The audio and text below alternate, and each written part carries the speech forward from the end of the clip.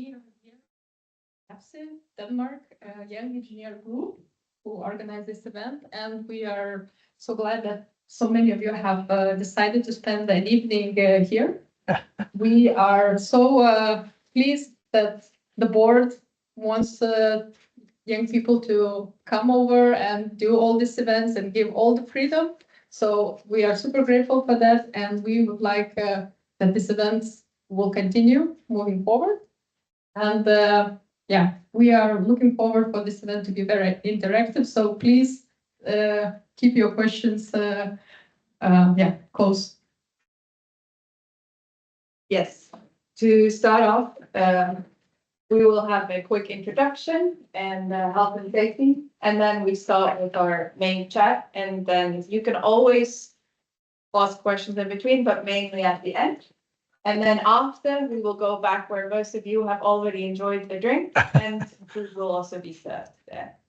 Yeah, as Justine already introduced us, we are the young engineers of the IABSE Denmark.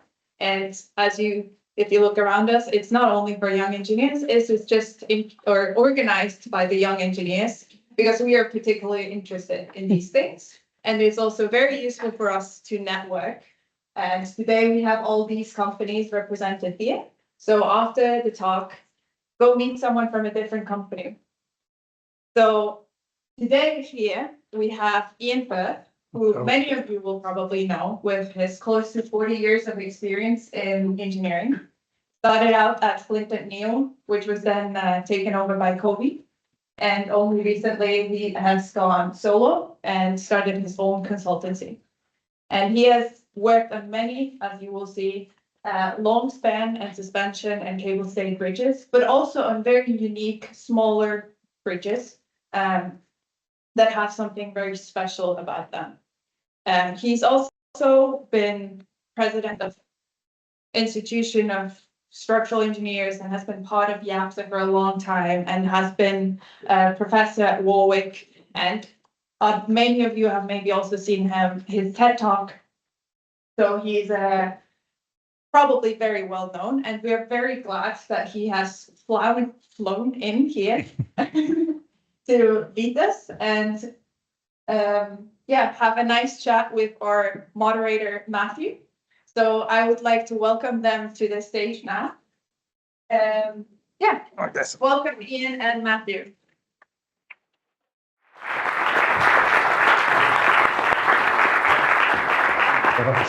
Welcome. Very good. Oh, Well, first of all, Ian, welcome to Denmark. Thank you. I think we have a Brit and an Aussie, so it's a little bit weird welcoming you to another country. I suppose the first question is, where did it all begin? And can you describe some of the key projects that have influenced your aptitude and your passion for engineering?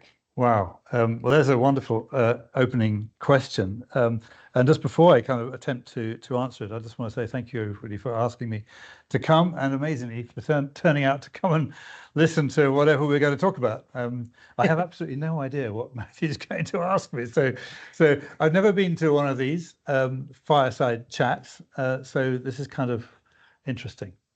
We'll see how we go. But I have, because I was asked to sort of prepare a few slides to talk about some of the things I've been doing, I have done just that. So where did it all begin? And actually for me, it really began here. You all know the Severn Bridge, the big suspension bridge. You usually see photographs of it taken from the other end. But this photograph is taken with the Y Bridge in the foreground, the cable stayed bridge. And this is 1982, 83, thereabouts, when I had just done a master's degree at Imperial College, having worked for a few years previously with Flint & Neil, and I came out of the university having got my degree, my second degree, and my boss, a chap called Dr. Flint, who some of you will know, a wonderful master of engineering, sadly no longer with us, asked me to look after the Y Bridge, which is the one in the foreground, which at that stage was rather different. This was a strengthening job. This bridge, as you will know, was built in the 1960s. And just by a little bit of context, we're talking about 1970s and then the early 80s. And you will know, I'm sure most of you will know, if you don't, you should know, about the steel box girder collapses in 1970. And my firm, Flint & Neil, had been very much involved with the investigations that followed that. And so that's in the context of my work on this bridge was what on earth was going on with these steel box girders? Why did they fall down? And how are we dealing with them now? We had a new raft of design standards. Anyway, so this very bad photograph, I'm sorry, but the top photograph is as the Y bridge was. It just had two sets of cables, and then we were going to change it to replace those cables, which were in pretty bad shape, and put a set of cables below and above, all while traffic is running on the bridge. So this is a very busy motorway. And you can see that involved putting new anchorages and stuff inside the bridge deck and extending the towers. Very, very challenging stuff. And these photographs are really just there as a sort of quick sort of summary. But I mean, the bottom left photograph sort of gives it a suggestion. This is one of my little hand-drawn isometrics back in the day. This is before all of that CAD stuff that we now have.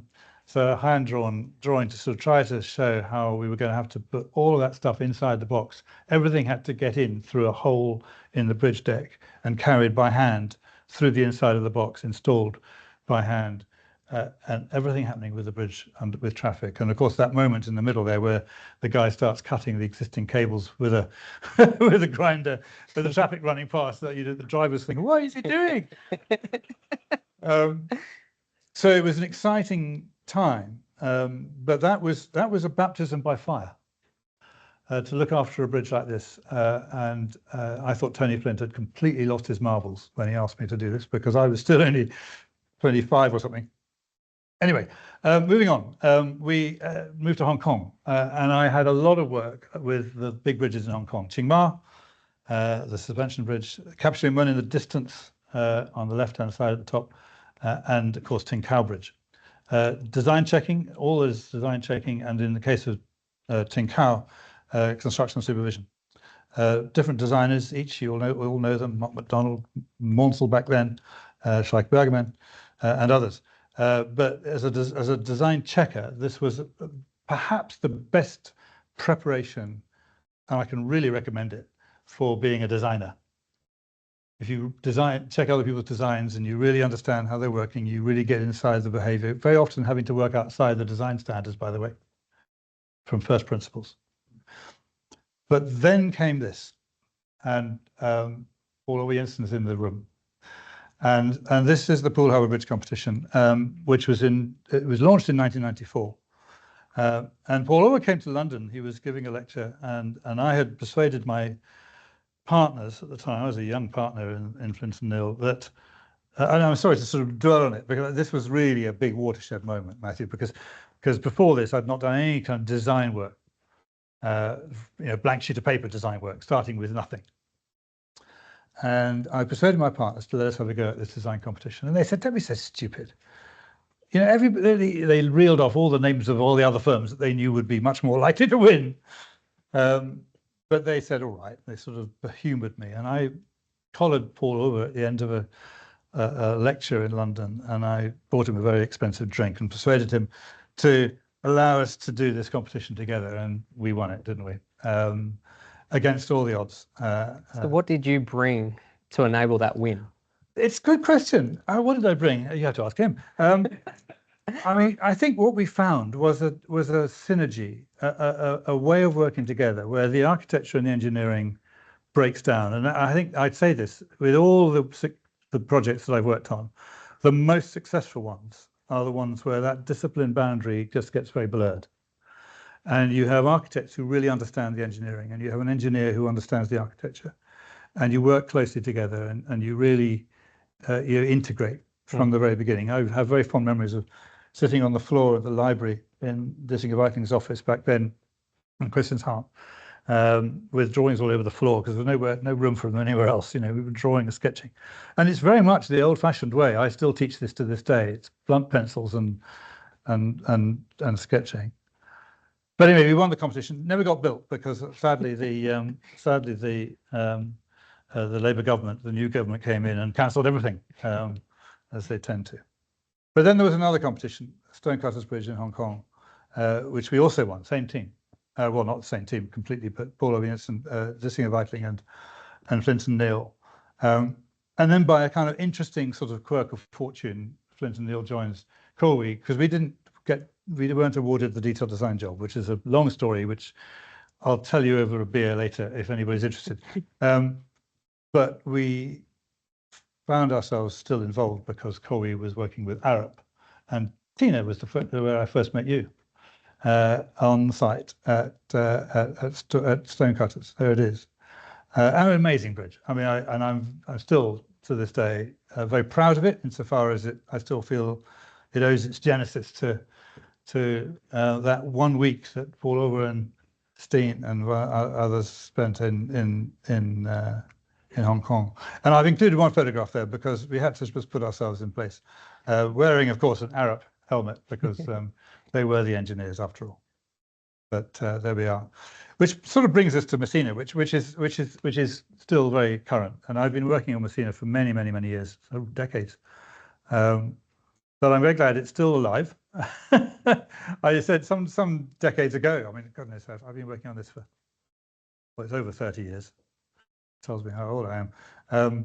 Long before we were part of Colby, I was helping the client putting together the design specifications, construction specifications, and actually, being part of that sort of early stage. And then, of course, Colby was the designer for the contractor, successful contractor, and then Flint and Neil joins Colby, so I had to stand back. Was involved with the detailed design, and you all know it, I'm sure. If there's anybody in the room who doesn't know it, I'm not sure where you've been, but it's an extraordinary structure, very much driven by aerodynamics, of course. So you've had a stoic career of 40-something years. If we take Messina, yeah, what should change in the current scope or this current concept? Well, do you know, I don't think much, actually. I mean, there's a lot of work being done. I mean, you have to realize the history with this structure. It goes back way back. And so a lot of work was done to determine what was the right form. And although there were alternative solutions, and still are, some people keep putting forward alternatives, some with piers in the water. But we're talking about deep water with high seismic action and all sorts of things for reasons why, and very, very strong currents. Why the long span, the 3,300 meter main span solution is still right. And obviously it's carrying, as you can see, railway as well as road. And so, there's only so many things you can do with it. I think that what might change is the material grades have gone up. We've got stronger steel, we've got stronger wire. But that's a minor tinkering with the detail, really. I got involved with the main cable design.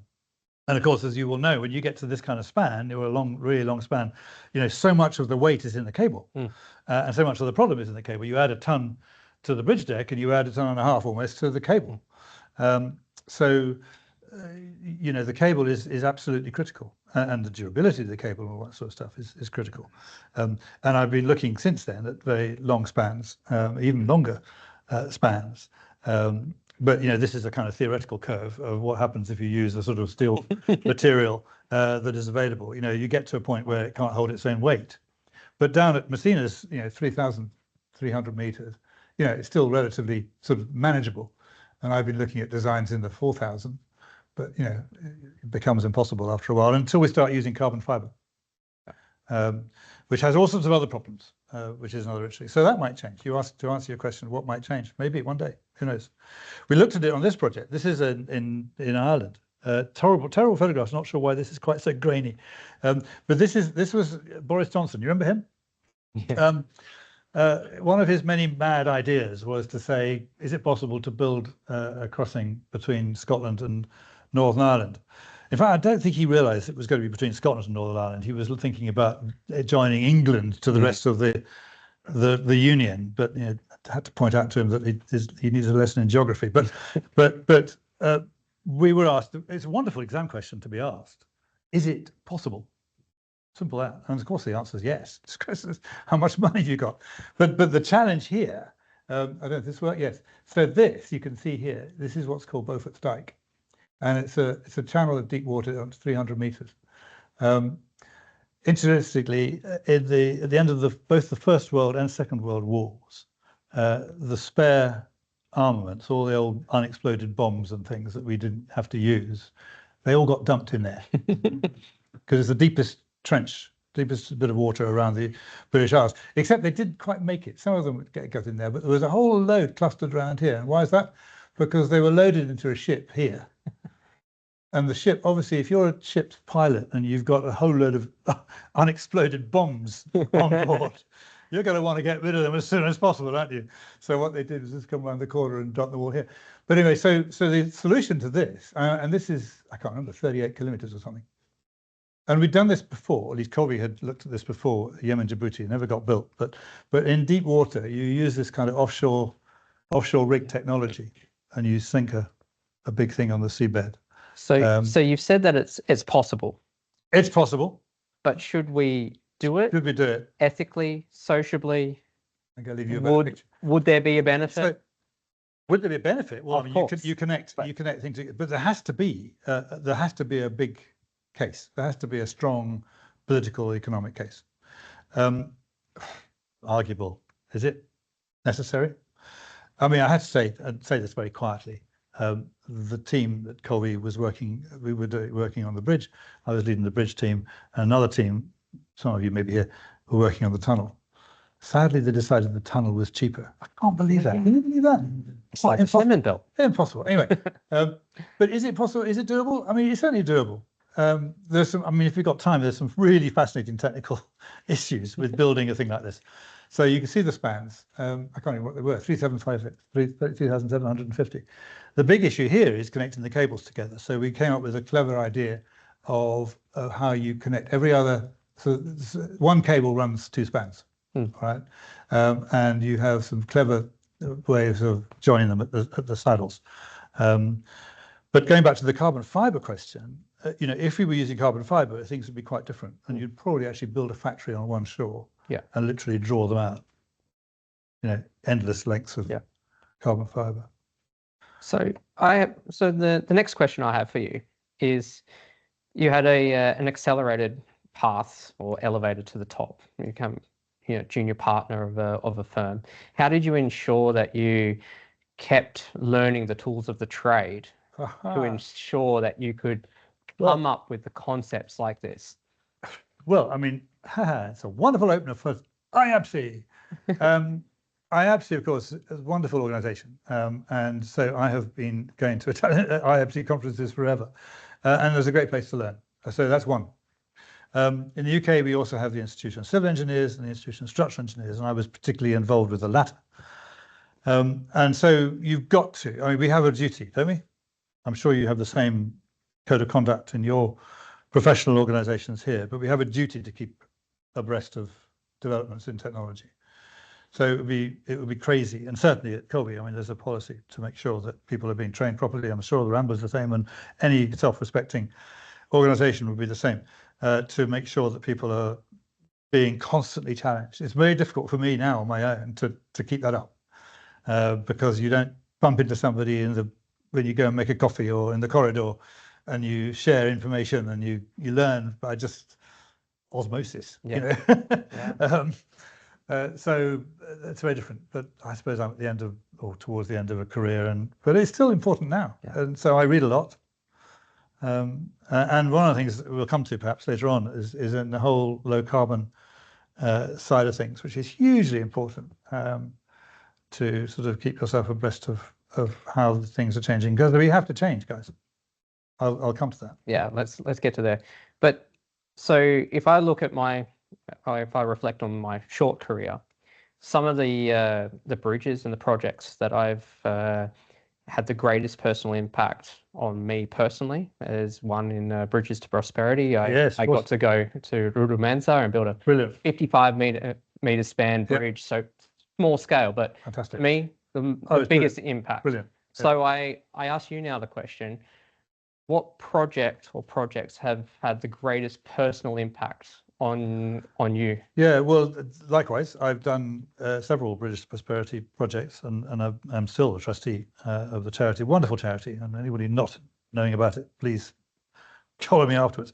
So that, really important. I think I've done 5 or 6 of them now. But actually getting your hands dirty, going to a place where it is really needed, and you see the impact on the people whose lives are transformed by doing something like that. So anything like that in the developing world. I'm doing a project at the moment in Lesotho, up in the mountains in the highlands of Lesotho, which is very different, but in a way similar, working among that kind of community. I mentioned Poole Harbour earlier on. The Poole Harbour Bridge was a watershed moment for me, because that was the first competition I did that I won. We won. I should never say I. It's always a team. And I never looked back. From that day on, architects have been coming to say, let's work together and stuff. In fact, Paul and I gave a lecture at the RIBA, the Royal Institute of British Architects, about Poole and having won the thing. And that evening, a chap called Jim Eyre came to see me, a chap who you may know, Wilkins & Eyre Architects, and asked if I would work with him on a project, which actually turned out to be the first one we built. Here it is, Lockmeadow Bridge, a little aluminium footbridge. Just a very simple idea. Take aluminium extrusions, about a sort of epsilon shape, sort of open AE shape, because it's open extrusion, much easier to make, much cheaper to make. You make it about 300 millimeters deep and put them back to back, pre-stressed together, makes an aluminium bridge deck. That's it. And then a couple of cable stays to hold it up. All erected by hand using a very simple hand puller. Wonderful. So that was the first one, and actually quite significant. The Bridge of Aspiration, the Covent Garden. If any of you have been to Covent Garden in London, you may have seen it. Little tiny thing. It's only as long as the width of this room. In fact, it's not even that long. Tiny little thing, shortest thing I've ever designed. Not quite, almost. That was a great joy to do. So that's a very beautiful bridge, and I know that you're an advocate. That's also with Jim. Yeah, and I know that you're an advocate for ensuring that bridges are beautiful. Oh yeah. So what principles do you bring to those design challenges to ensure that the bridge is not only technically astute, but also remains beautiful and elegant? Well, one thing is to work with some good architects. And this goes back to what I said before about that synergy, that integration of disciplines. But I like to think that I do have the eye for it as well. It's actually, do you know what? It's very simple, because at the end of the day, it's about thinking about what your thing is looking like. And I'm afraid to say, and I do a lot of teaching of engineers, and I'm afraid to say that a lot, probably most engineers don't seem to think about it. At least not enough. They'll think about, oh yeah, there's a beam, we need a beam. So beams are rectangular, aren't they? Concrete beam, or it's a steel beam, so it's an I shape, And I say, why? That's because that's what's in the catalogue, So thinking a little bit outside the box. I do have some slides up here, which we'll come to actually, perhaps. But in terms of being aware about proportions and light and shade and things. I remember actually, again, I'm sorry to keep referring to Paul, but he's been such a mentor for me over the years. Working on proportions of something and realizing and learning that the human eye is incredibly sensitive. I'm looking at a column over there, all right, circular column. It's quite big. What is it? It's 500 millimeters diameter, probably a bit more, 600-700. And it's that size because it's carrying several stories of building. But when we're looking at bridges, you look at a pier or something, and you know that you can trim it down, and you can trim it down a little bit more, and the human eye will notice even the smallest differences. I remember on stonecutters, do you remember this? Looking at the stonecutters pylon. So as you know, stonecutters has got a single pylon with the bridge deck split either side of it, concrete 2/3 of the way up, steel at the top, or now steel composite. And the dimension, Paul always said, what dimension do we need at deck level? So I did a few sums and I said, 14 meters or whatever it was. And he said, well, let's make it 12. All right. Yeah. Architects like doing that kind of thing. So we'll try 12 and see. And then 11.9, 12.1, and it makes a huge difference. It does, yeah. It's just, so answering your question, it's about being aware of things like that, and actually working a little bit harder. So that awareness, do you think, and this is probably controversial, right? Do you think the young engineer jumps into the model too quickly and doesn't have that awareness? And absolutely. and what skills and tools of the trade that, you know, that the pencil, the calipers Let me just paint a of picture while we're talking. of your day or previous day. Yeah, no, absolutely. Thank you, Matthew, for asking that, because I think you're absolutely right. And I say this to the students at Warwick and wherever else there's people listening to me, because you guys, young people, sort of collectively referring to people who are younger than me, a lot younger than me, you are fantastic at computers, you know, and your natural tendency is to go to the computer and model the thing, all right? And I would say you could only really do that when you've done a bit of work in your head. And the best way to allow that work to be done, in my view, and I absolutely passionately believe this, is with a pencil in hand. All right, and by working, because there's a two-way conversation going on between your hand and your head. When you've got a pencil in your hand and you're sketching and you're trying something out and you try that, because what's happening is that as your brain is telling your hand to draw something, your eye is seeing something and it's telling the brain about something different. All right, so there's a circular thing going on that never happens on the computer. Yeah. So I passionately believe that at the very, very beginning, the early part of the conceptual design phase, then use a pencil, all right, or a felt pen if you must. And it's a fat one. It's not a 0.5 pencil, you know. That belies a degree of accuracy. It tells your brain, I really know what I'm doing here. This is all accurate and I can use a straight line. No, I'm talking about freehand sketching with a fat pencil, all right? Because, you know, you can tell I'm a little yet passionate about this, because I think it is something which our young people are not being taught. I was never taught it. It was something I kind of learned along the way. So what then, in your opinion, what does the ideal bridge look like? Not going to answer that. There is no such thing. What is the ideal bridge? I mean, they're contextual. Look at these 4 bridges. Yeah. And I guess you may want to talk about this one. You know, they're all different because of their different, completely different sites. You know, context is super important. And again, that's another thing I've come across. Some engineers who say, oh, well, I got a design in the bottom drawer here, that'll do. No, of course. A bridge means something at the end of the day. If you're doing a dozen bridges across a motorway and the spans are all the same, fair enough. I mean, I've done with Moxon Architects a family of bridges for high speed 2, the railway project, which is much in the news in the UK, because they're all the same. Yeah. All right, they're all the same. So there's a family of them. They're not actually all the same. You know, there are some 3 spans and some 2 spans and so on, but they're basically much the same. So you can have a family, and that works. It drives cost. But these are all contextual. They're all completely different because of the context in their case. And I could talk about each one. And that again is something which you need to understand, that, you know, when you're doing, you ask what's the right design. You know, it'll be different in every location. So let's go there. Let's go to the Inner Harbour Bridge. Okay, go on. I knew you would. And the humor here in the room. So what's your opinion of what went wrong, and what would you change? What went wrong? Yeah, but what went wrong has been widely documented. Okay. But what is your opinion? So, yeah. Well, that's a long story.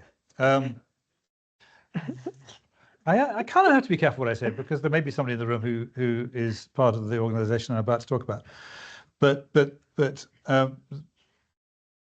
all sorts of issues were a problem during construction. I mean, the design is fine, except for the fact that it's nothing like wide enough. All right, that was given to us. So the design width was in the brief. Okay, 7 meters was in the brief, but changes occurred, partly driven by the client's own preferences through project manager they had on their side. And there's no doubt that some of those changes kind of undermined some of the design things we were trying to achieve. It's just as well the architect isn't in the room, because he would be shouting about it. I tend to be a little bit more diplomatic. And there's always a combination of things. The contractors also did some interesting, but there were some very odd things going on where, you know, the client decided to bring in another contractor to do some work, you know, without even consulting the main contractor. So, you know, all sorts of things going on. And it got delayed. It got delayed. But I think the bridge it works. It's very elegant. I haven't seen. There's something been going on recently. I haven't worked out what it is. Somebody may be able to enlighten me later. What's worrying me is that you guys are looking back at somebody. So there probably is somebody in the room who is going to have my guts for garters later. But I'm happy to talk about it. But obviously, it is controversial.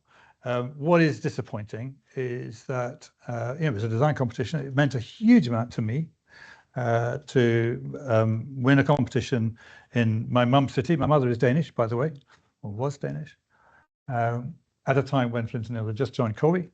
And actually, that was a bit special. We won because Flint & Neel won the competition, and then of course it joined Corby. So then we were doing it together, and that was great. But that was fun. But I mean, I remember going on the Round Harbour boat trip with some friends soon after the bridge had been completed, and there it was, all its glory, doing its kissing. Is it still called Kissable One? Yeah. People still call it. That was somebody in Politiken, I think, who just used that title and it stuck. It was never, that was never our title. And the commentator, on those boats, there's a commentator talking about all the sights in the city, and here's Christian Sport, and here's all this and that there. And they get to the bridge, and he just slates it. He says, "That's a terrible design, and everything is wrong, and it's all the designer's fault. Hang your head. And it's all the designer's fault." Nevertheless, that's just one of those things. So I'm very sad about that, because I think, and it's really innovative. There's some fascinatingly difficult technical challenges.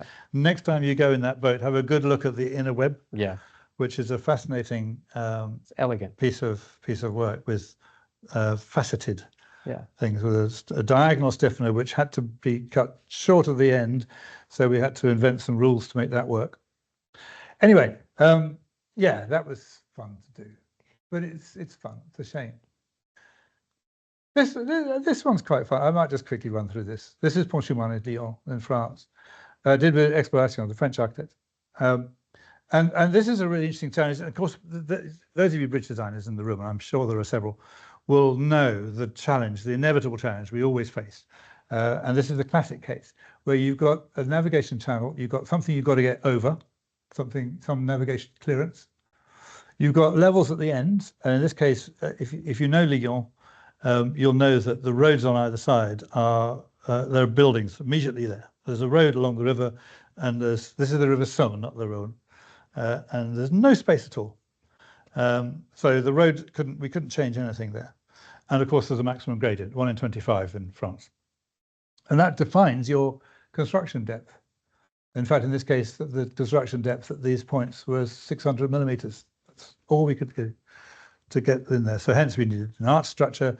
There were already 2-span bridges around, so we had a pier in the middle. And the idea was we could be able to build this because each span is a tied arch, all right, with something else going on in the middle. But you've got something which you can build away and bring it up the river, because there was no space for a construction site. And this is where the engineering and the architecture has to be completely integrated, because the engineering solution and the architectural solution had to be completely as one. And the big challenge of this was making that 600 millimeters, sorry it's so blurred, but this 600 millimeters work. And with that span, that width between the two arches, it was challenging. We had to have a concrete deck. We couldn't have a steel orthotropic deck. And, under your steel reinforcement, you need 75 millimeters of cover, don't you? So the solution here was to solve two things at once. We'll use a skin of steel at the bottom and make that permanent steel reinforcement. It's also the permanent formwork. It's the composite formwork for your slab, because we were not allowed to have temporary works for the slab. All right. So there's the navigation channels had to be kept open all the time, apart from just when we were lifting in the span. So I really like how you've been talking about looking at different materials and first principles of where materials should go. So now comes the big question: carbon. Okay, let's get to carbon, shall we? Where do we go? All right, I'll skip through this because we won't do that. Right. So I think we come to actually I'll just jump this very quickly. So Vitruvius, so you asked a question earlier on. I stuck these slides in. You understand that we had not rehearsed this. So I had no idea what slides to stick in, and he's putting the questions in the wrong order, but never mind. Utilitas, firmitas, venustas, you will all know about Vitruvius. If you don't, you should. But just to help your Latin, every structure, whether it be a building or a bridge, should be characterized by these three things. Okay, obviously function, it's got to do what it's got to do. Utilitas, firmitas is the one which is what you guys are all doing all the time. Strength, stability, making sure it works, yeah? And that's what engineers are very good at. That's what we're trained to do. But venustas is the thing that, believe it or not, we all get judged by, and that's where the architects come in, because this is elegance and delight. And whereas the things on the right are the things that we get taught about and we engineers like to think we know about, we're not so good at this stuff. And to the answer to your question about what we need to be doing as engineers, we must get a handle on this. All right, because that's what we mean by it. And so, what do we mean by elegance? You have your own favorites, and of course I had to have some Scandinavian furniture in here. But elegance means all sorts of different things, and to me, these are some of the words that spring to mind when I think about the designs that I liked to work on. All right, and it's just some. I mean, there are probably other words, but think about these things. When you're doing your design, proportion and modesty, clarity, legibility, and all these sorts of things. Timelessness. We have a duty to build our bridges to be timeless. So these are some of the characteristics which, like I say, I don't think anybody teaches on this. I mean, I do, but I don't think anybody else does, because it's super important. And I mean, you can come to something like Strawbit, and you can look at. Sorry, I should realise that Ramble's name is missing, because I know that Ramble was involved. So since I'm sitting in Ramble's office, I ought to mention it. But I tend to talk about Corby and Dissing advice usually, but there we go. Apologies to Ramble, because I know you were involved. But these things on the left-hand side are some of the characteristics that I think are evident in spades in Strawbit, which I think is one of the most elegant bridges on the planet. And there are all sorts of reasons why. I mean, we could go into it, but I mean, I think there's all sorts of reasons. But I also like to think about the reason why engineering elegance is something slightly different again, and finding that elegant solution to the problem. As Andrew was, you were there. Yes. Yeah, spot your name, your face on the photograph. This, incidentally, beautiful, isn't it? Yeah. This is your concept. So before we deep dive into the carbon question, then, and we're looking at the questions in the right order now. Go on. How does the current engineer or any engineer ensure that the bridges that we design represent the exuberance and the ingenuity of this generation? Wow. Yeah, ingenuity and exuberance. Well, I mean, I don't think there's anything particularly different between the generations. What changes is perhaps some of the tools we've got available. Yeah.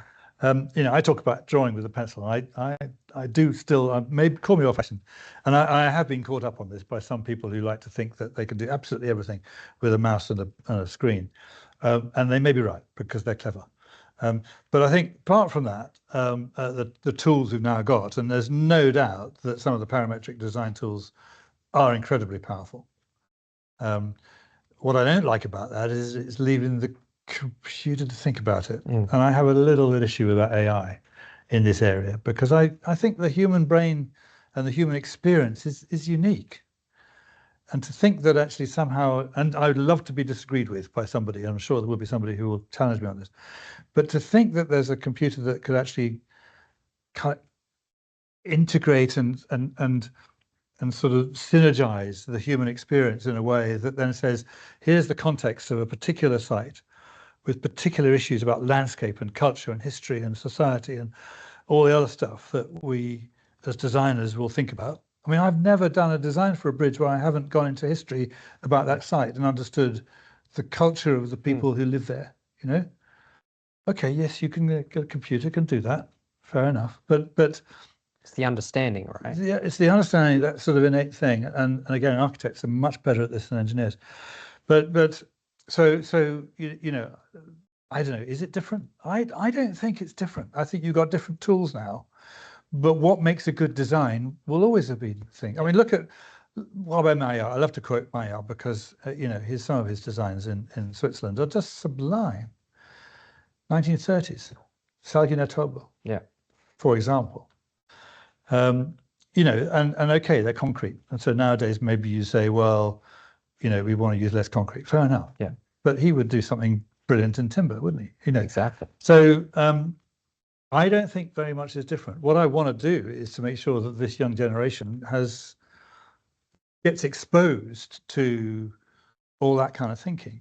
And thankfully, the web is very, very useful, you know. And leads us to the next topic around carbon neutrality. Sure, go for it. And So doing what engineers are good at, counting things. And we can count what's carbon. like doing there? Okay, we're going on to. There we go. I love the idea of the fireside chat, by the way. Yeah, it's dynamic, right? And this is great. It makes me feel warm just looking at this. It's not running. Yeah, what It's happened? just a still photograph. I don't know. Anyway, all right. Does it roll? There you go. There you go. There. Just feeling nice and warm. Thank you so much. But yeah, is it getting hot in here? That's just a sort of segue into this. And I do get a bit passionate about this, and I am no expert. I'm no expert. But was it 6 years ago? I had a wake-up call, and probably you guys did too. Maybe Denmark's been ahead of the game. I wouldn't be at all surprised. But we all know this kind of thing. We've seen it hundreds of times, the curve of increasing temperature, and we all know it's getting serious. And you've also seen this. This is a few years out of date, I'm afraid, but you know, we could spend time on it if you like. But the picture is clear, isn't it? The picture is clear.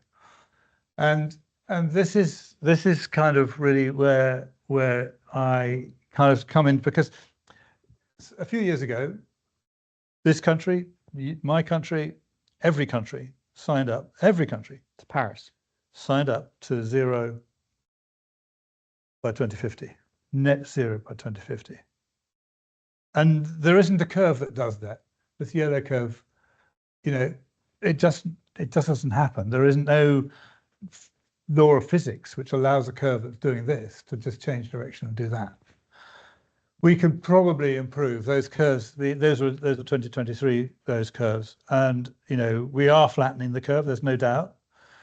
But we also know that we've overshot 1.5 degrees. Yeah. I suspect some of you have read books about what 2 degrees looks like. We may be overshooting 2 degrees at the moment. It's terrifying. Lucky you guys live in Denmark, because it's probably going to be the place that everybody else wants to come and live in. People who live in Spain, no chance. Just will be uninhabitable. I was there in April this year, and it was very, very hot in April. Okay, let's talk about it, because this was what woke me up. Actually, when I saw it in 2019, the figure was 39 degrees, 39%. It's now 37%. We are the biggest part of the problem, construction. And I had no idea. I hope you know that. Because it was a complete wake-up call for me when I learned that. And it makes you realize that, you know, yes, we're a big part of the problem because of the amount of stuff we build and take the materials we use and all the rest of it. But we're also a big part of the solution. This frightened me when I saw it. We take more stuff out of the ground to build things, stone, you know, gravel, materials, than biomass for energy. So fossil fuels. So there's fossil fuels and stone, gravel, and crushed stone. Stone, gravel, and crushed stone. That's extraordinary, isn't it? To make things, to build stuff, we're taking more of that stuff out of the ground than we are fossil fuels. We are the biggest part of the problem, all right? And we've got to change. So going on doing what we've been doing, building long-span bridges for a start. I mean, infrastructure is a slightly different story, because infrastructure somehow actually has a different balance, doesn't it? We all know that. It's not like building buildings. But one thing that is changing now is the buildings are people are thinking much more carefully about reusing and recycling and rehabilitating than building new. So build nothing, build less, build clever. You've seen this slide. I'm sure you've all seen this kind of thing. We've been tinkering around down here with building efficiently. Guys, how many of you in your offices are content with sending out a design with utilisations of 75%, 80%, or even less? Because it's easier, isn't it? You just do the check, it complies. Whereas we should be looking at 95%. All right, to great efficiency. If we're designing that close, there's plenty of margin in the code, for goodness sake. We over-design everything anyway. Certainly in building design we do. But unfortunately, we're not policing it. We're allowing designs to go out at 50% and less. Yeah. So sorry, that's an efficiency claim. So here's a few strategies. You can cancel that flight to New York. It'll save you a ton or thereabouts. You can go vegan. I'd rather not, personally, but there's nothing wrong with it. My son-in-law has gone vegan, so therefore his whole family, my daughter and sons, have gone vegan as well. Fine, that's great. You can scrap the car and use the bike. You guys are already using the bike, so I'm not sure what you do, but that's great.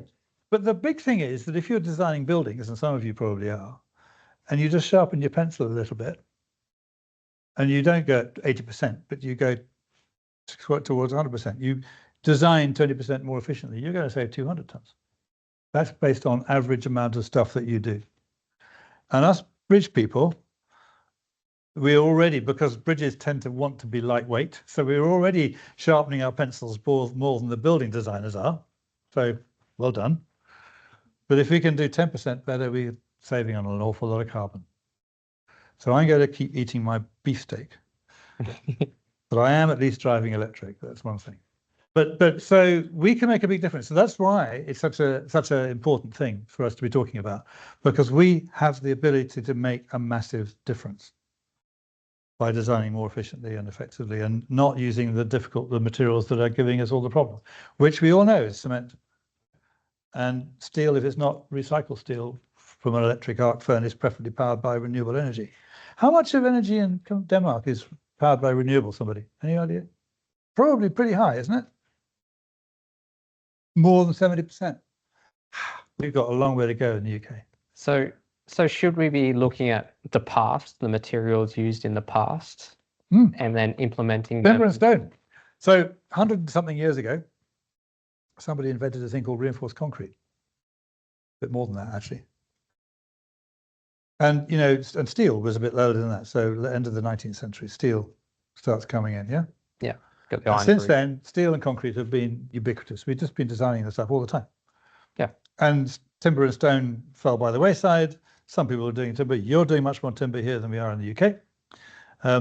But it just kind of became a sort of side show. Now it's coming back big time. Big time.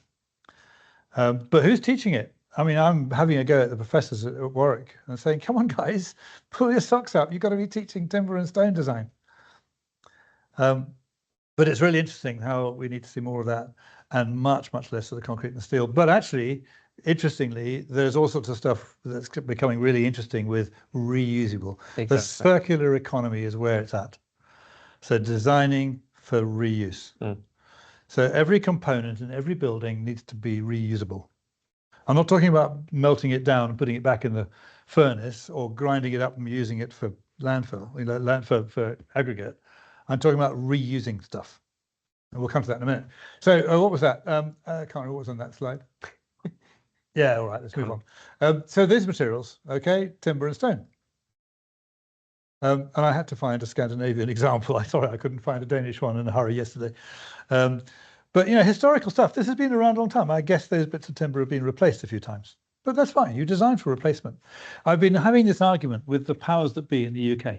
So unfortunately, you have public authorities. I don't know if anybody wants to admit to being here. If there are any public authority people here in the room, but public authorities have a tendency to like the standards and codes that they've had for the last 50 years. All right. And they will turn the handle and say, if it complies with that, it's fine. So in the UK, we've got standards which say your bridge has got to last for 120 years, all right? Yeah. And most timber structures don't.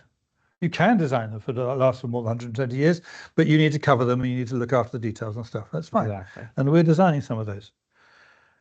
But why not say, okay, it's a different paradigm. It's a different story. We're doing a circular economy. We design our timber structure for the bits of timber to be easily replaceable. Yeah. And you build in the cost of that replacement at year 50 or whenever in the initial model. Exactly. And you just change the paradigm. And you design for a circular economy. It means throwing away that rule book and building a new one. They don't like doing that. No. They really don't like doing that. And stone, in the UK, I mean, these are different kinds of structures. I do love that one, don't you? In the UK, we have this extraordinary embargo on post-tensioned segmental concrete bridges. I don't know if you're aware of that. The UK has still got its head in the sand on that one, because people are designing segmental post-tension concrete bridges all over the place. Change segment of concrete to segment of stone, and you've got a post-tensioned segmental stone bridge, all right? Which again, it's fine. You know, it exists. You could build buildings out of it. They are doing it. But our dear Department of Transport in the UK, is this recorded? Yes, it probably is. Hasn't yet woken up to the possibility, but it's changing. It is changing, and they've got the message as well, partly because of something we did recently, actually, which was a design competition. Anyway, materials, timber. So concern about durability, obviously, but if we accept that short service life with circular economy thinking, it's got to be here, and it's happening a lot. You guys are already doing it, so I'm preaching to the converted. Stone. The devil's in the detail. Yes, just make sure you keep the water out of the tendons. Well, there's no surprise about that, right? Same as concrete. Easy, isn't it? Yeah. Steel. So here's interesting stuff. So the steel stuff, obviously recycled electric arc furnace, not blast furnace, and renewable energy is okay. We're doing it in UK, but not yet fully EAF. We've still got some blast furnaces you've got to get rid of. But the really interesting thing is that bottom line. And the reuse and repurposing of steel components. That's beginning to really happen now. I don't know, somebody can tell me whether it's happening here in Denmark. I'd be very surprised if it isn't. But in the UK, there is now a building catalogue of components that have come out of buildings that have been dismantled. So you can buy bits of steel. Now, okay, you've got a steel beam that's got some welded stiffeners and holes drilled in it. Fine, you design with it. So we're designing with a kit of parts. We're just like Lego. We're in Denmark, so let's talk about Lego. You know, you design with the bits that you've got. And so there are people designing bridges with actually ordinary low steel grade steel, because in buildings we tend to use a lower grade of steel than we do in bridges. Why not? So our timekeeper is she waving at me? Yeah, she's waving. So okay, questions. So I'm just going to plug this one. Let's go to the design competition. We'll go to that. We'll go to that. But I'm just going to plug this one because it's really a good thing about reusing steel materials in bridges. I had a peripheral involvement with that. That's a bridge which has been built entirely out of steel, which has been previously used somewhere else. This is a whole bridge, which Paris Olympics, which was just moved and reused. So that's happening. I'm going to go to the design competition. We did this. I was advising the client, National Highways in the UK, low carbon footbridge. The thing is, they wanted the lowest carbon footbridge on the planet. That was one of the criteria. What's lowest? Well, who knows? That's what they looked for. And there were 33 entries received and then 5 shortlisted. And I'm just going to show a few of them. Harrop actually won it with this design. Speak to me afterwards if you want to know anything about it. But it's a timber bridge. You can see in this image, top right, 2 timber girders. And what's interesting about it, hands up, I don't like it. All right, there are things that I'm not happy about. I was not on the jury, incidentally, so I did not make the decision. But I was advising the jury. And they've got this kind of separate floating deck structure which sits on top of the timber girders, which is bizarre, but it does make it reusable and recyclable rather more easily. There's no concrete on it anywhere. So the foundations are steel power caps with a steel grillage. Anyway, so that's the winning scheme, which is interesting. This was the COE scheme, which is a lot better.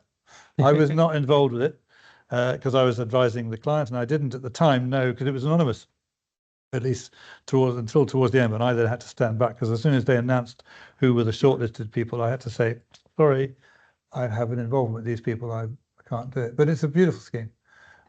Again, timber girders, protected notice with a steel cap on the girders, classic stuff.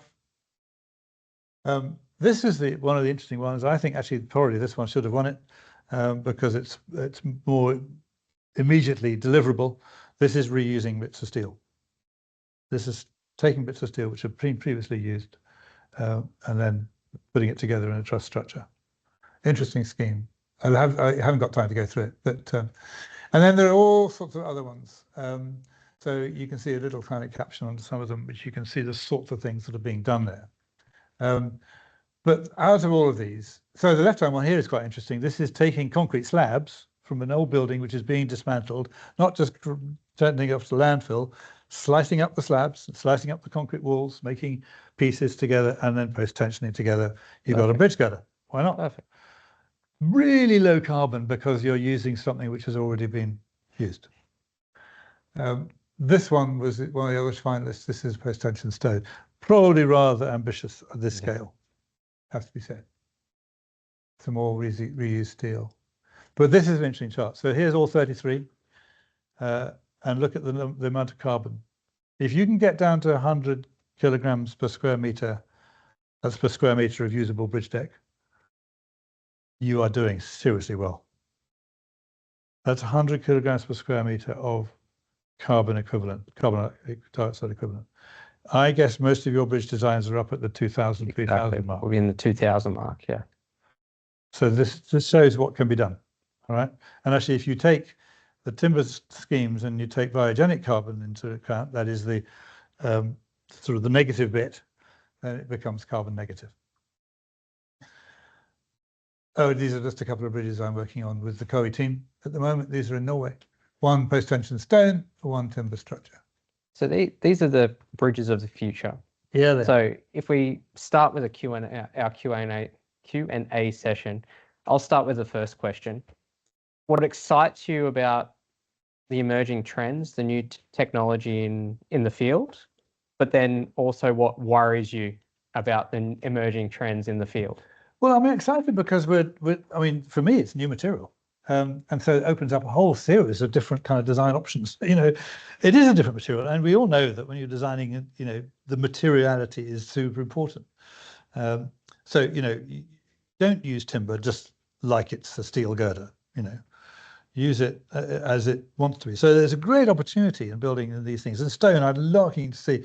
So Steve Webb, some of you will know his name perhaps, who did that big post-tension stone structure I just showed you, and is you know, past master at post-tension stone and stone buildings and stone structures.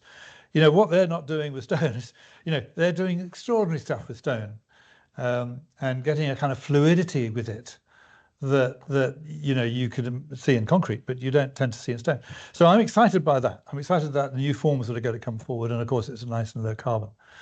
But I'm also challenged because whenever something new is coming along, we've got to be on our toes. We've got to be, you know, critical about it. Going back to your point earlier on about educating yourself. Everyone in this room, go away and educate yourself about designing in stone and timber if you don't already know about it. I speak to myself on that.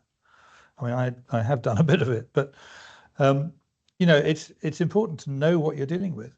And of course, there'll be other materials as well. And we haven't talked about FRP.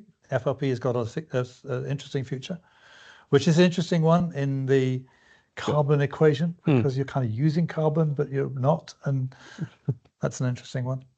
And there will be other materials. And we didn't have time to go into it, but some of the concrete replacements, some of the cement replacements, calcined clay, geopolymer. Yeah, geopolymer concrete, and all sorts of really interesting. And so, of course, the great thing is with this now, urgent need to find new solutions to try to get somewhere near that zero mark in 2050. We're not going to get anywhere near it, but let's try. Universities around the world and certainly here are doing a lot of work and research, and some really interesting things coming out. The problem is scale. Yeah. So you mentioned my TED talk, one of you did. There was some really interesting things just after that. That was 2018, and it was the following year when all of this kind of really blew the headlines. And you will know about the Construction Declares initiative, where all around the world people were declaring this emergency. And incidentally, sorry, I should say, it's not just about carbon. It's also about biodiversity. We mustn't forget that side of the equation, because a lot of what we've been doing as well is destroying the environment. Those of you some of you may have been there, Manchester last year, April IABSE conference in Manchester. Tina, you were certainly there. There was a keynote lecture by Will Arnold, who's one of the guys at the ISTRAT, Institution of Structural Engineers. Find it. It's online. Find it and watch it. It'll be 25 minutes well spent. But I remember him pointing out that we can specify carbon stuff, but unless we really specify carefully, the contractors have still got to go and just dig their aggregate out of a riverbed and destroy, loads of small features and stuff. Anyway, questions? Yeah, come on, questions. Let's come for it. We've been rabbiting on down here for ages. Well, I have anyway. Challenge me, disagree with me, put me on my toes or something. We really needed to go for 2 runners here, didn't we? Go for it.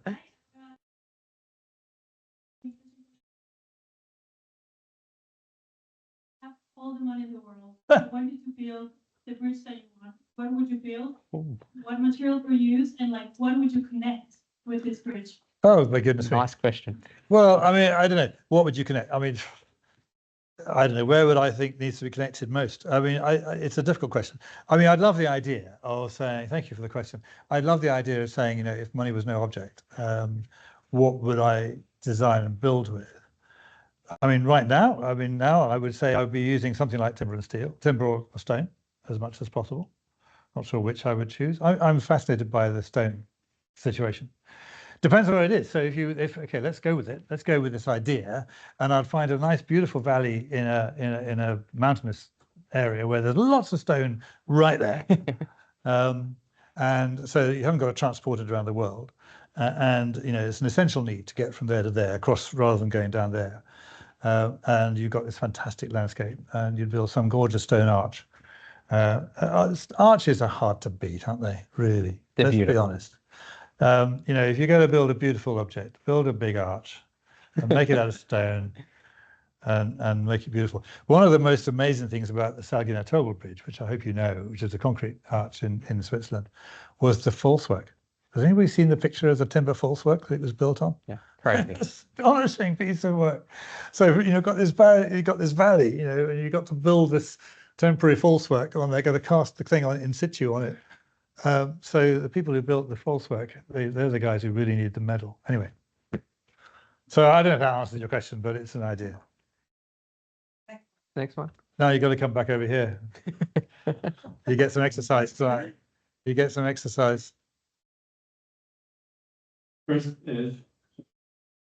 thanks for the presentation. It was very interesting. But when it comes to CO2 savings, it's not just one part of the equation to design it efficient. Designing it more or using more parts requires more time in the design phase. That's right. And that's expensive. Yep. And with the current scheme of how that works, the cheapest design wins, or at least most. Absolutely right. To save the CO2, to bring down the CO2 expense, do we need changing policy or? I'm very glad you asked that question, because one of the biggest problems, and everybody's grappling with this problem, is the procurement process. So the procurement process currently is lowest price, yes? Whether that be the contractor's price or the designer's price, depending on what the contract is. And that is very sad. Some enlightened clients have woken up to the fact that if you go for the cheapest design, you get a cheap design. Sorry, if you go for the cheapest designer, you get a cheap design, yeah? And cheap in the wrong sense of the word. So perhaps they are prepared to pay a bit more for somebody who then has a bit more time to do what you describe. But I think that there is also now a growing awareness that lowest cost can no longer be the final arbiter, and low carbon is becoming a measure.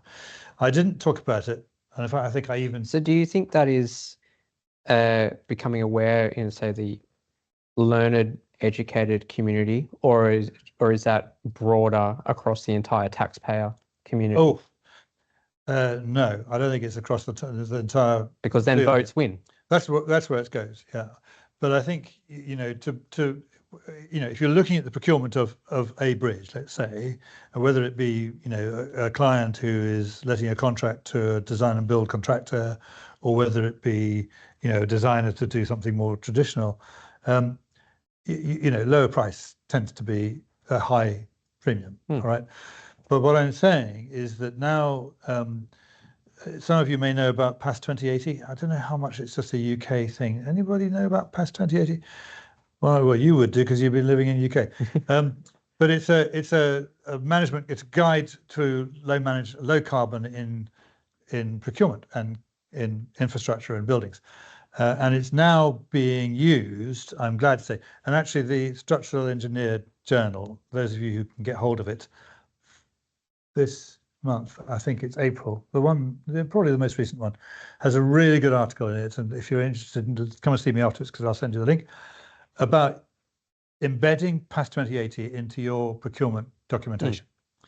Because going back to your question, if we can actually embed low carbon as an essential criterion, a pass-fail criterion, not just a nice to have, a pass-fail criterion in the evaluation of your bids, price is still going to be the thing that decides it, but you've got to show that you've got a low carbon solution. Yeah. And that is happening, I'm glad to say, but very slowly. I don't know, I mean, maybe someone in the room, I don't want to put anybody on the spot, but I mean, is that happening? Does anybody got that sort of thing happening here? That low carbon, there's a hand up, low carbon being, the criterion that really needs to be met. We'd love to hear from you.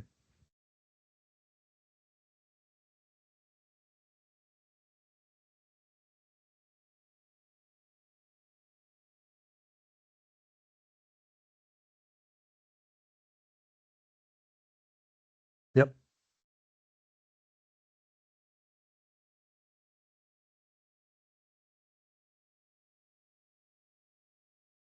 Acceptable? Yeah. Oh, I see. Try to save the elements so they get used because they're in good condition. Good. But because the tender has already been written and it's social housing, it can't be changed easily. Yeah. But even the deconstruction firm, they are now working on writing the tenders in a way that allows them to selectively deconstruct the building. But you need to get in much earlier. That's right. Yeah. But that's a very good point. Thank you for bringing it up. I mean, getting in early is absolutely the key. And it's, again, the answer to your question, that if you can get to the client early enough. It's the project identification phase. It's right at the very beginning. It's right at the very beginning. When, the very first thought, when a client says, I want to have a new bridge, or I want to take that one down, or I want to strengthen that one, or I want a new building, or whatever it is, right at the very, very beginning of the job, build in low carbon criteria. That's what this footbridge design competition was, and I have to take some credit because I pushed for it to say, look, this is doable, and it wasn't just for one bridge; it was for bridges around the country in the UK. They want to use that technology, which timber, no surprise, will be rolled out much more around the country. So thankfully, National Highways in the UK picked that up, and they will now be building it into tender documents for footbridges at least, maybe other things too. Any more questions? Please, come on, put me through my paces. Torben, you've got a housing question, surely, on one of those long span designs I showed you. You just worked on half of those. When I get to meet the experienced people, I always ask them, biggest mistake during your career? I love it. And, Biggest mistake. I think when we do these kind of projects, the cutting edge, I guess we have to do the things. I'd love to tell. I will tell you about a mistake Go on. And importantly, how do you progress through these mistakes? Obviously, okay. as young engineer, we are a bit, maybe I'm not young any longer. Come on. But it's kind of like, you are afraid to respond as senior, you are really trying to do your best. Sure. And that's kind of the innovation. Yeah. Okay. Well, I mean, I think the first thing to say is if you identify a mistake, something that you've done, you immediately come up with it, all right? And you go to your senior and say, look, I made a mistake. We all do, okay? We all do. I've certainly made some mistakes. And actually, that's the best learning that you'll ever have.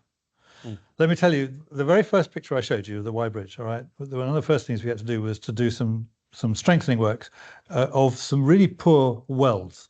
And right at the middle of the bridge, midspan, bottom weld, so the closing place in the weld, you got the complete butt weld. And we did some radiography in the weld and found that it was full of holes, all right? And some cracks and stuff as well. And this bridge is carrying a lot of traffic and the stresses were not happy, it was very high stress. And so we determined we needed to do a repair. And the repair was, to cut a long story short, cutting out a piece of the bottom flange in the middle of the night and welding in a new piece overnight. And in order to stop, when you're cutting across the butt weld, you imagine a transverse butt weld, so using my hands up here, transverse butt weld, where we cut out a piece which contained the really bad bit of weld, right? But what about the bit there and there, just outside? This is a really high concentration of stress just there, yes?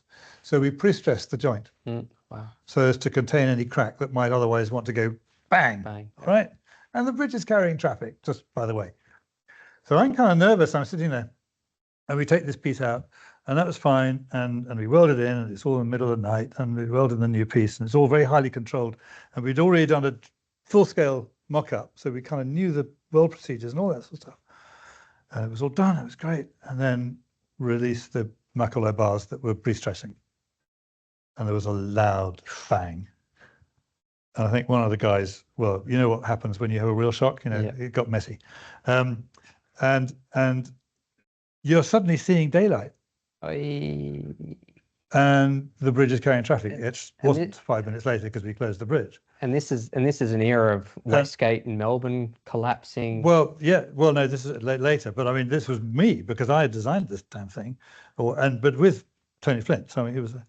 So I immediately, I ring him up, 6 o'clock in the morning or whatever it is. What have we done? What's going on? And of course, what we'd done, we'd over compressed it with those pre-stressing bars. We'd overdone it. We'd shortened the weld. Yeah, we'd actually yielded it in compression. Shit. All right. So that when we released the things, they were short, and so suddenly so luckily the crack didn't propagate. But so there's a big mistake, all right? That's a big mistake. So, but we sorted it out, we fixed it, fine. But the thing is, you learn through it. Yeah, you learn through it. So you're more careful next time. And so if to your question, I think is driven at young people, don't worry about making mistakes. Well, obviously worry about making mistakes, but if you do, the main thing is to open up immediately. Don't, for goodness sake, try and hide it. Because we all make mistakes and we can fix them. I think we have time for one more. Oh, come on, I got more of that. Go on. Jan, yes, thank you for a very good, very exciting presentation of I think the subjects you like the most about the bridges. Yeah. And one thing you did not mention very much was health and safety of the workers who shall construct the bridge and also for the people who shall maintain the bridge. Sure. And I would think it will go against something aesthetic. Not necessarily. Yeah, I mean, absolutely. So, Torben, thanks for the question. I would like to think that all of the designs I've been involved in have evolved with a very clear understanding of A, how it's going to be built, and B, how it's going to be used and maintained and operated. All right. In other words, the whole story. We're not just designing something beautiful. Now, I can think of one or two examples where I had my arm twisted to do something which was driven largely by aesthetics, which made the maintenance that little bit more difficult. But only very, very few. Very, very few. And I would never accept something which make it so difficult that it would be difficult, Just so, but you're absolutely right. Unfortunately, there's too many designs out there, certainly from 30, 40 years ago and more, where nobody gave a second thought to maintenance. When I started working on the Y Bridge, and I've also spent quite a lot of time on some other Freeman Fox designs, Erskine Bridge, Milford Haven Bridge, Westgate Bridge, all of which were designed without a second thought about maintenance. All right, you had to climb through a hole this size in the fast lane of the road. So you had to close the bridge in order to be able to get inside the box. So nowadays, thankfully, we have learnt that lesson. And because I learned that lesson the hard way on those early jobs, before we could do any of the strengthening, we had to cut new holes in the bridge so we can get in. I think now, I hope, and I'd love to be challenged, go back through those photographs. I think that I've designed that way with that in mind. And I think there has to be, all of us, we must design with maintenance and safety and operation and everything else in mind. And sometimes it's very challenging, it's not easy. How do you build that bridge across the Irish Sea when you're doing it in, very strong currents, very strong winds and all the rest of it? Yeah. Anyway, have we got time for any more, or are we out of time? Somebody burning to ask a question? No.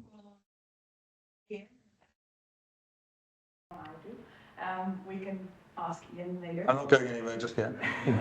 Great. And then we'll say a big thank you to Ian for coming over here and being. Oh gosh. Thank you so much. Thank you so much. That's very appreciated. Thank you. Oh, I love it. It's very big. Yay.